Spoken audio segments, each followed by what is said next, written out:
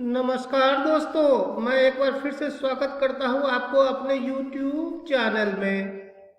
दोस्तों, जैसा कि आप लोग जानते हैं, हम लोग कर रहे हैं प्रतिशत प्रतिशत अर्थात परसेंटेज।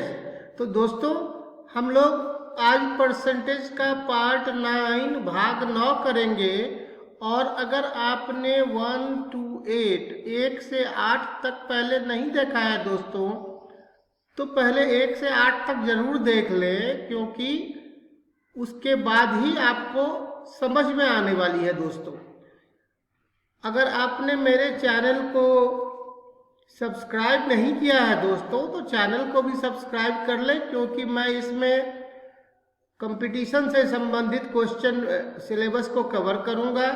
अच्छे अच्छे प्रश्नों को जो पिछले सालों में पूछे गए हैं उनको कवर करूंगा, और बहुत ही सिस्टमेटिक तरीके से चैप्टर वाइज मैं कोर्स को कवर कर रहा हूं दोस्तों। इसीलिए आप इस चैनल को जरूर सब्सक्राइब कर लें और अपने उन दोस्तों के साथ भी शेयर करें जो आपके फेसबुक में, आपके व्हाट्सएप स्टडी ग्रुप में और जहां तहां हैं, उनको जरूर शेयर करें दोस्तों, क्योंकि उनको भी फायदा जरूर से होने वाला है दोस्तों।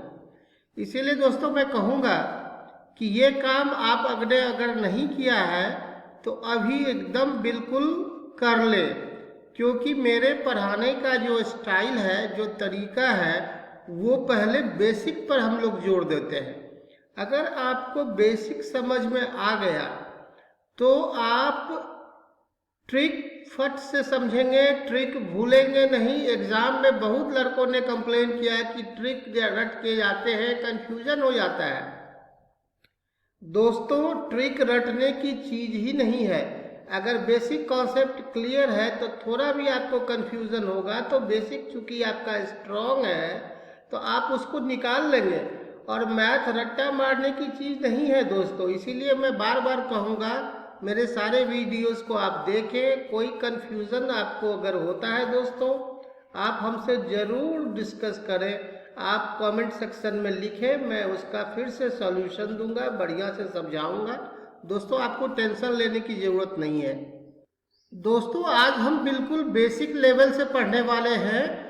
बेसिक अर्थात बिल्कुल जीरो लेवल से दोस्तों। जीरो लेवल मतलब आज का जो टॉपिक है उसमें पहले मैं सबसे आसान प्रश्न दूंगा, उस आसान प्रश्न के बाद थोड़ा सा कठिन, फिर थोड़ा सा कठिन, ऐसे करके मैं 4-5 क्वेश्चन सॉल्व कराऊंगा, जिससे कि आपको दोस्तों क्वेश्चन का कॉन्सेप्ट क्लियर हो जाएगा।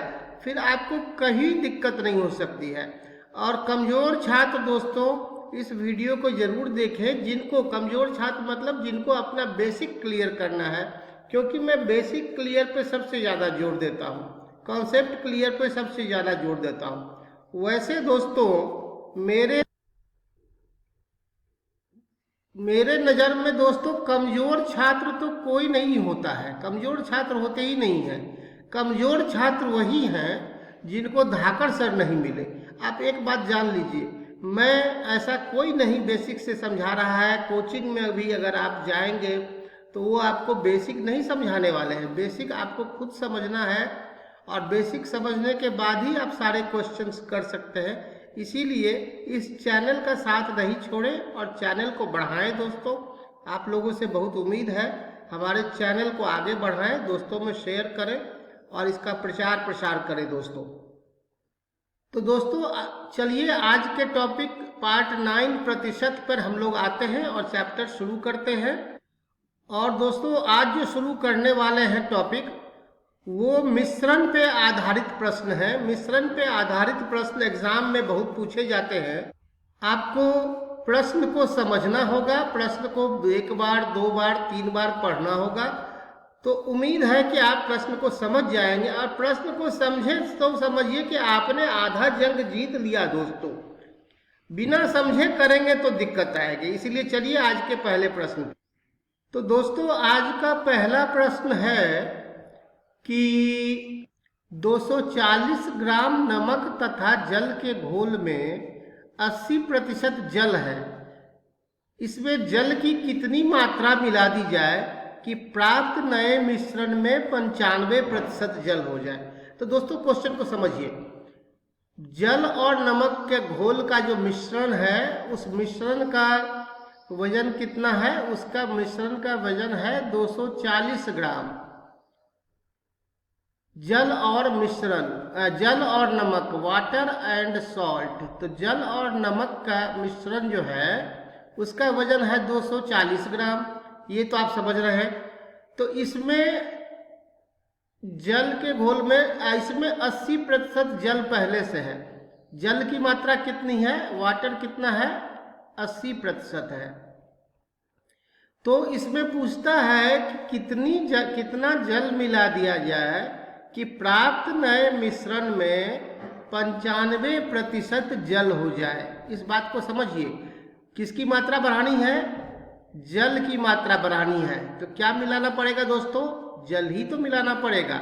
तो इसमें हमको अब जल जो चाहिए सो 95% चाहिए। तो इसमें पानी की मात्रा हम कितनी मिला दें कि जल 95% हो जाए? उम्मीद है दोस्तों आप प्रश्न समझ गए होंगे। अब इस प्रश्न को हम करेंगे ऑपरेशन। ऑपरेशन मतलब इसको थोड़ा सा और भीतर इसके जाएंगे और इसको समझने का प्रयास करेंगे कि क्या मैकेनिज्म होगा, कैसे इसको हम लोग सॉल्व कर सकते हैं। दोस्तों मैं इस पे शॉर्ट ट्रिक भी दूंगा, लेकिन मैं चाहता हूं कि पहले प्रश्न के भीतर आप समझ लें, जिसको कहते हैं कॉन्सेप्ट बिल्डिंग, कॉन्सेप्ट बनाना। कॉन्सेप्ट अगर आपका बन जाता है दोस्तों, तो फिर आप अपने से ही शॉर्ट ट्रिक भी बना सकते हैं। ये मेरा जो बात है, कहीं आप गांठ बांध कर लिख ले दोस्तों। तो पहले चलिए थोड़ा सा ऑपरेशन करते हैं इस प्रश्न का, तो और क्लियर होगा। तो दोस्तों प्रश्न को बढ़िया से समझिए। 240 ग्राम नमक तथा जल के घोल में 80% जल है। घोल है, मिश्रण है हमारे पास 240 ग्राम। और दोस्तों जल की मात्रा कितनी है? जल की मात्रा है 80%। जल को दोस्तों बढ़ा के, जल की मात्रा को बढ़ा के 95% करना है। तो पूछ रहा है कि जल की मात्रा कितनी मिलानी पड़ेगी। तो 80% जल की मात्रा है मिश्रण में। तो 240 का 80% दोस्तों हमने यहाँ निकाल लिया, तो वो आता है 192। मतलब 240 ग्राम जल में 192 ग्राम जल है। तो बचा जो जल है 240 माइनस 192, 240 माइनस 192 48। सॉल्ट की मात्रा, नमक की मात्रा जो है 48 ग्राम है। दोस्तों आपको ये समझा रहा हूँ, हम लोग एग्जाम में ऐसे नहीं बनाएंगे। ये क्वेश्चन का ऑपरेशन हो रहा है। ऑपरेशन किस लिए हो रहा है? कि आपको समझ में आ जाए। तो देखिए 48 ग्राम हमारे पास निकला नमक की मात्रा और 192 ग्राम निकला जल की मात्रा दिए हुए मिश्रण में, जो मिश्रण पहले से है। इसमें 192 में और कितना जल मिलाया जाए कि ये हमारे पास जो है सो हो जाए 95%, अर्थात 95% उसमें जल की मात्रा हो जाए। तो मान लीजिए कि हमने जल की x मात्रा मिला दी, x ग्राम हमने जल मिला दिया। तो अब मिश्रण में पहले से जल था 192, हमने जल मिलाया x, तो टोटल कितना हो गया? 192 प्लस x। और मिश्रण का वजन पहले से कितना था? जल और नमक का मिश्रण का घोल का वजन कितना था? 240 ग्राम। और हमने जल मिलाया तो जल का वजन तो दोनों के लिए बढ़ेगा ना, तो ये हो जाएगा 240 प्लस x। तो हमें पूछ रहा है कि ये 95% के बराबर होना चाहिए। 95% अर्थात 95/100 होना चाहिए। तो इसको काट दिया हमने, कटा दीजिए। तो 5 से कट दिया तो 19 और बट्टे 20। ये आ गया हमारा एक इक्वेशन। इस इक्वेशन में हमने x क्या माना है दोस्तों? x माना है मिलाई गई जल की मात्रा। तो x जब हम निकालेंगे तो हमारा उत्तर आ जाएगा। तो यहाँ पर हमने इक्वेशन को सॉल्व किया, यहाँ क्रॉस मल्टीप्लाई कर दिए हैं, तो ये आ गया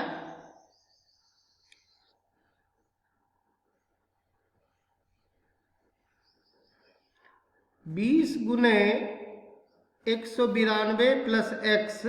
तो 20x हमने यहाँ लिख दिया और 192 गुने 20 यहाँ लिख दिया। फिर 19 गुने 240 यहाँ लिख दिया और 19 गुने x यहाँ लिख दिया। और 20x में से 19x घटा लीजिए दोस्तों, तो इधर हो जाएगा 240 गुने 19 माइनस 192 गुने 20। तो इसको सॉल्व करके हमें आता है दोस्तों, ये सब आता है 4560 और 3840, और इस दोनों को घटाएंगे तो दोस्तों आता है 720 ग्राम। अर्थात हमको जल की कितनी मात्रा मिलानी पड़ेगी दोस्तों? तो जल की मात्रा हमें 720 ग्राम मिलानी पड़ेगी। उम्मीद है दोस्तों आप यहाँ तक तो समझ ही गए होंगे कि मैं कैसे कर रहा हूँ। दोस्तों एक बार फिर से समझाता हूँ, मुझे लगता है कि रिकॉर्डिंग थोड़ा कट गया था, तो वैसे भी मुझे समझाना ही था। एक बार फिर से समझिए, यहाँ तक तो आपको समझ में आ गया है। 192 जोड़ x बटे 240 जोड़ x बराबर 19 बटे 20, और इसको केवल सॉल्व करना है दोस्तों। तो जो तरीका है सॉल्व करने का, जिनको ये पार्ट नहीं समझ में आ रहा है दोस्तों, जिन हमारे छात्रों को, हमारे दोस्तों को, तो मैंने बेसिक मैथ का भी कोर्स बनाया हुआ है, आप उसको जरूर से देख लेंगे। बेसिक मैथ में एक एक चीज़ क्लियर हो करके दिया हूँ। तो इसको सॉल्व करने के बाद दोस्तों हमारा x जो का वैल्यू जो है दोस्तों 720 ग्राम आता है। 720 ग्राम का मतलब हुआ कि टोटल जल की मात्रा जो हमें मिलानी पड़ेगी, हमने माना है x, तो x बराबर 720 ग्राम आ गया। यहाँ तक तो बात समझ में आ रहा है, लेकिन क्या हम एग्जाम में ऐसे बनाएंगे?